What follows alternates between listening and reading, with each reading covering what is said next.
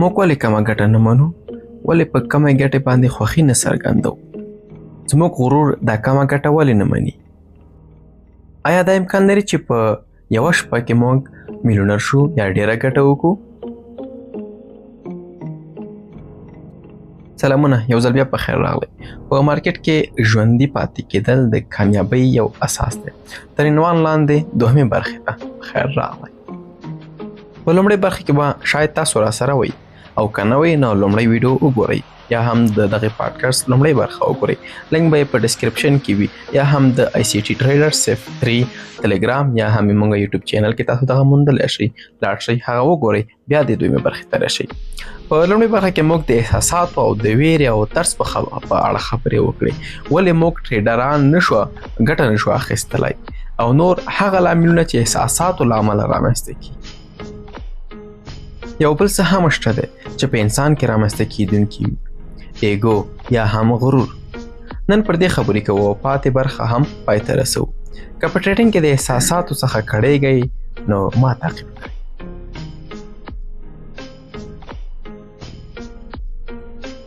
راځئ لږ د غرور یا هم د ایګو په اړه وغږیږو، ځکه همدلته ډېر ټریډران بند پاتې کېږي. په کوچني سایز ټریډ کول داسې احساس درکوي لکه ته چې کافي هڅه نه کوې. داسې ښکاري لکه ته چې قناعت کوې یا ډېر احتیاطي لوبه کوې او د هغه چا لپاره چې رقابتي وي ځان تل ټیل وهي او بریا غواړي. دا احساس ناسمه ښکاري ورته. فکر کوي چې رښتینې ټریډران لوی خطرونه اخلي. باور دا معنی لري چې په لویه کچه شرط وتړئ یا په کوچنی ډول لوبه کول د بایلونکي کار دی. خو دا ستا عقل نه بلکې ستا ایګو یا غرور خبرې کوي. لکه څنګه چې ستا احساساتو همدا ډول خبرې کوله. ایګو غواړي ځان مهم احساس کړي، غواړي څه ثابت کړي، غواړي داسې بریا ترلاسه کړي چې اغیزناکه ښکاره شي. خو مارکیټ دې شیانو ته هیڅ پروا نه لري، اهمیت نه ورکوي. مارکیټ هغه ټریډر ته انعام ورکوي چې وکولی شي ایګو له معادلې یا له ټریډر وباسي، تر څو یوازې د منطق او پروسې یا منطق پر اساس تصمیم ونیول شي. هغه ټریډر ته چې پرته له دې چې ځان ځواکمن احساس کړي اجرا کولی وشي. هغه ټریډر ته چې کوچنۍ ګټې او کوچني تاوانونه ومني او مارکیټ کې دوام وکړي. دا هغه حقیقت دی چې ستا ایګو یې اورېدل نه غواړي. ټریډینګ شخصي نه دی، مارکیټ تا نه ازمایي، یعنی تا څخه امتحان نه اخلي، تا نه قضاوت کوي، نه ستا باور ته انعام درکوي او نه ستا شک ته سزا. وایم چې مارکیټ د څه لپاره یا د څه له مخې حرکت کوي؟ ووایه که نه؟ هله شاباس. او یا رویده شوی لکه چې ځکه ما مخکې په تېره ویډیو کې تاسو ته ویلي چې مارکیټ د څه له مخې حرکت کوي.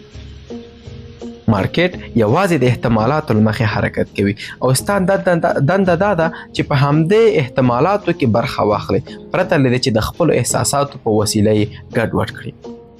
کله چې ته لوی موقف یا بیگ پوزیشن اخلي، ته ټریډ ته شخصي اړخ ورکوي.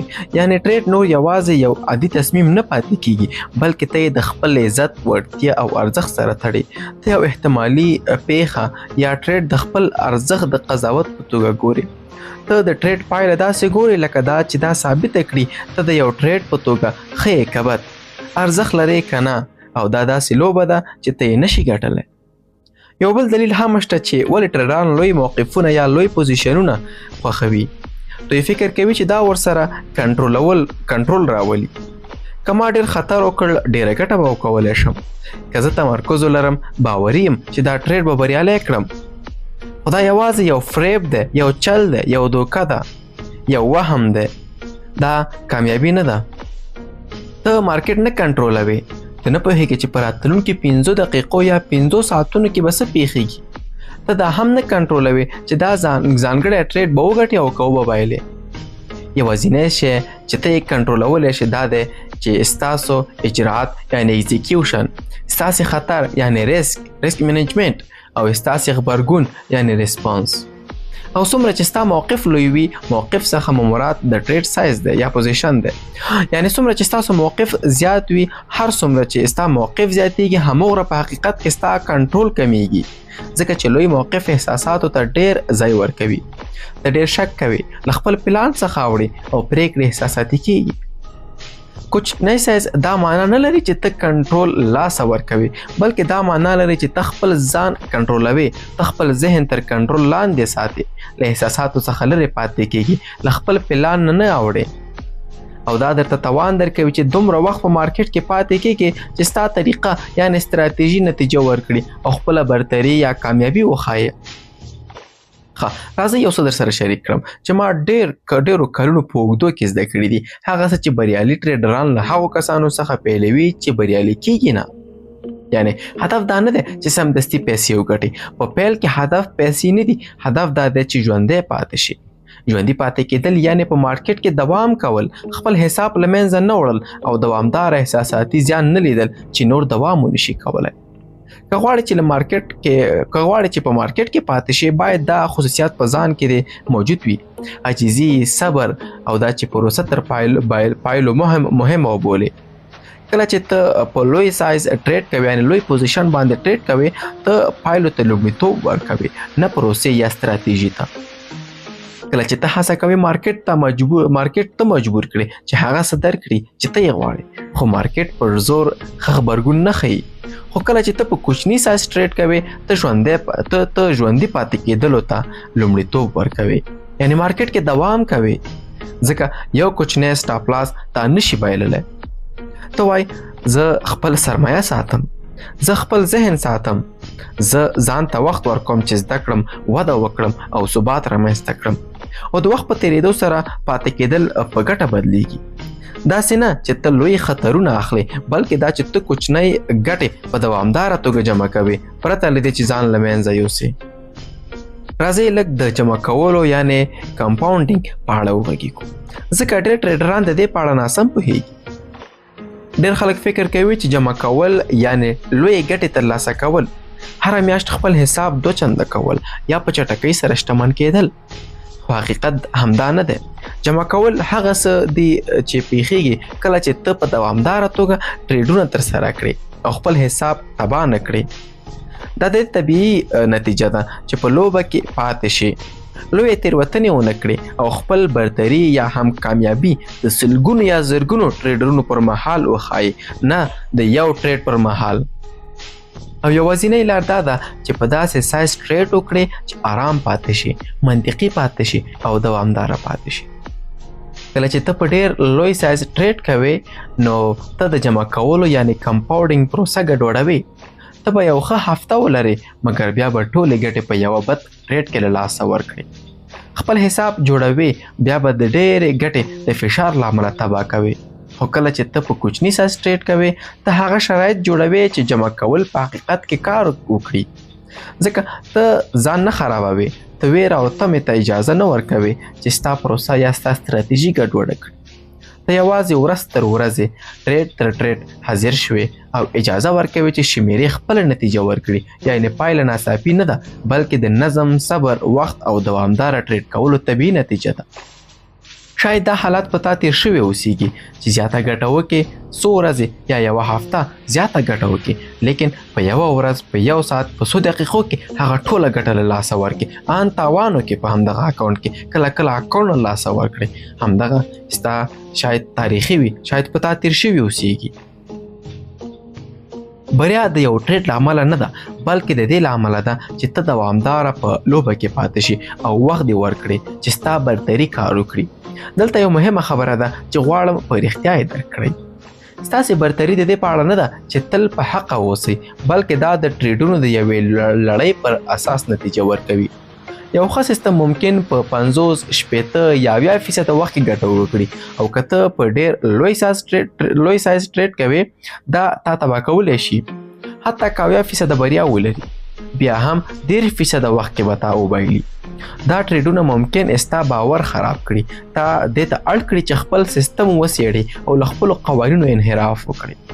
خو که په کوچني سایز ټریډ کوې، نو دا تاوانونه به یوازې د زده کړې یوه برخه وي. دا نه تا ته زیان رسوي، نه کومه ځانګړې معنا لري، یوازې د مهم ټکی دی چې په اوږده موده کې ټولې بریالي پایلې جوړوي. کله چې ته ومنې چې تاوانونه د پروسې برخې دي، ته د هغوی د مخنیوي لپاره فشار په ځان نه راولې. سټاپونه نه بدلوي، له شک کولو ډډه کوي او ګټه مخکې له وخته نه بندوي چې د احتمالي تاوانونو مخنیوی وکړي. که په ساده ټکو درته ووایم، کوچني ټریډونه ستا ذهن آرام ساتي او ته د پروسې پر اساس ټریډ کولی شي، نه د احساساتو پر اساس. ته یوازې اجرا کوي او اجازه ورکوي چې احتمالات خپله نتیجه ورکړي او همغه وخت ستا برتري کار پیلوي، نه تاسې چې ته زور پرې راوړې ځکه چې ته نور پکې مداخله نه کوي. راځئ چې درته وایم چې ما له بریالیو ټریډرانو څه زده کړي دي. بریالي ټریډران هغه نه دي چې تر ټولو جالبې کیسې ولري. بریالي ټریډران هغه خلک نه دي چې په یو ټریډ کې یې لویه شتمني جوړه کړې وي. دوی هغه نه دي چې لوی خطرونه یې اخیستي او یوازې بخت ورسره مل وي. بریالي ټریډران هغه دي چې لا هم دلته دي، یعنی ساه اخلي، لا هم ټریډ کوي، لا هم ثابت دي او لا هم آرام دي. بریالي ټریډران په مارکیټ کې دوامدار وي او دوام له داسې ټریډ کولو څخه راځي چې تا ستړی نه کړي او ودې نه سوځوي، ستا بد احساساتي غبرګونونه راونه پاروي او ته داسې حالات ته ونه رسوي چې یوه تېروتنه یا ټول مسیر کې دې ختم کړي. هیجان کېدل ډېر ارزښت نه لري. هیجان همغسې دی چې ټریډران په ستونزو کې اچوي، ځکه هیجان یوازې د احساساتي شدت بل نوم دی او احساساتي شدت د ښه ټریډ کولو برعکس دی. هیجان څخه مطلب احساساتي کېدل دي. د ښه ټریډ لپاره ته اړتیا لري آرام، روښانه فکر او ثبات ته، او دا هغه وخت ترلاسه کېږي کله چې ته په داسې سایز ټریډ کوې چې حوصله ماتونکی یا نه ستړی کوونکی وي. هغه سایز چې ستا اډرنالین لوړ نه کړي. اډرنالین په بدن کې یو ډول هورمون دی چې د هیجان، ویرې یا فشار پر وخت زیاتیږي. کله چې په بدن کې اډرنالین زیات شي نو د ژر او بیړې پریکړې، احساساتي عمل، تمرکز کمیدل او غیر منطقي فکر کولو لامل کېدلی شي. راځو بیرته خپلې موضوع ته داسې سایز وکاروه چې تا ته اجازه درکړي تمرکز دې پر اجرا وي، نه پر بایلو. راځئ چې دغه ټول سره وتړو. موږ لومړۍ برخه جوړه کړه او دویمه برخه هم جوړه کړه. دغه ټول سره وتړو او خلاص مطلب او جنبندي وکړو چې څه مو په دې کې وویل، څه ترې ماخذ کولی شو. ټریډینګ په مستقیم ډول د پیسو ګټلو په اړه نه دی. ټریډینګ د یوې پروسې د سم اجرا کولو په اړه دی. هغه پروسه چې برتري ولري او د وخت په تیریدو سره نتیجه ورکړي. او ستا دنده دا نه ده چې د هر ټریډ پایله کنټرول کړي. ستا دنده دا ده چې خپله پروسه تر ټولو پاک، منظم ډول سره اجرا کړي، پرته له لاسوهنې، پرته له انحراف او پرته له دې چې احساسات ستاسې پریکړې کنټرول کړي. او د دې یوازینۍ لار دا ده چې له ټریډونو څخه احساساتي شدت لرې کړي. احساساتي شدت هغه وخت کمیږي چې ته په داسې سایز ټریډ وکړې چې ستا د بقا غریزه راونه پاروي. کله چې خطر کوچنی وي ته کولی شي پر پروسه تمرکز وکړې. ته له ځانه وپوښته، آیا ما خپل قوانین تعقیب کړل؟ آیا ما خپل سیستم سم اجرا کړ؟ آیا ما ټریډ همغسې مدیریت کړ لکه څنګه چې مې باید کړی وای؟ که ځواب هو وي نو ټریډ بریالی دی، که ګټه یې کړې وي یا تاوان. ځکه په اوږده موده کې ښه اجرا ښه پایلو ته رسوي، نه کاملې پایلو ته. نه دا چې هر ټریډ ګټونکی وي، بلکې ښې او دوامداره پایلې هغه پایلې دي چې ته پرې راتلونکی جوړولی شي. دلته یو مهمه پوښتنه ده چې ته یې باید له ځانه وپوښتې: بریا څه ډول ښکاري؟ د ډېرو ټریډرانو لپاره بریا د ګټې له مخې اندازه کېږي، یعنې په دې اونۍ یا په دې میاشت کې څومره پیسې یې وګټلې. خو زه غواړم ته بریا ته په بل ډول اندازه ورکړې، په داسې ډول چې څومره ښه دې اجرا وکړه، څومره آرام پاتې شوې، څومره د خپل قوانین تعقیب کړل او څومره احساساتو مداخله وکړه. د هغه یوه پوښتنې په ځواب کې دغه ټولې پوښتنې ته واچوه پکې. کله چې دا ځواب شي هغه خپله ځواب کولی شي. ځکه که ته ښه اجرا وکولی شي ګټه به راشي، خو نه سمدستي، نه په هر ټریډ کې، خو د وخت په تیریدو سره. او که ته ښه اجرا ونشي کولی ګټه به دوام ونه کړي. ته ممکن لږ وخت لپاره بخت ولرې، خو په پای کې احساساتي تیروتنې تا ته زیان رسوي.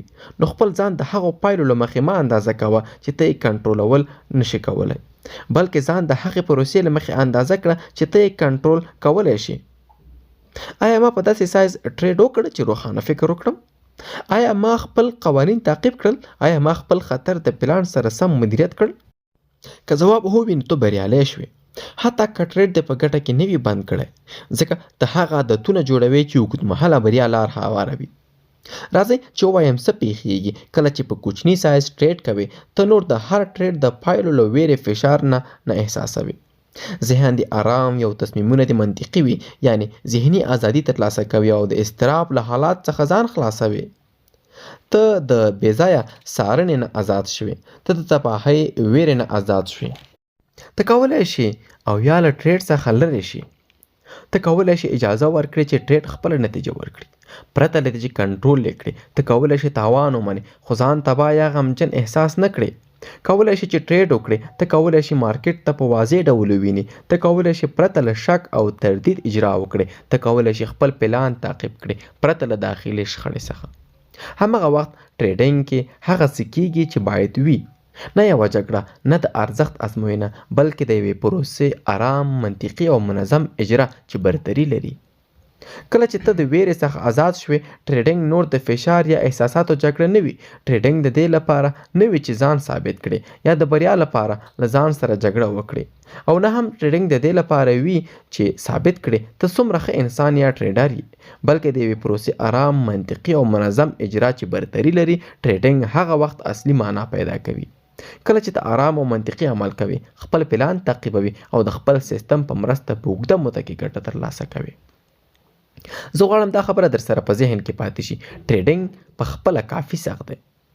ټریډینګ په خپله کافي سخت دی، پوه شوې؟ نو ځان ته یې نور سخت اوه مه. مارکیټ غیر قابل وړاندوینې دي. ستا برتري احتمالي ده.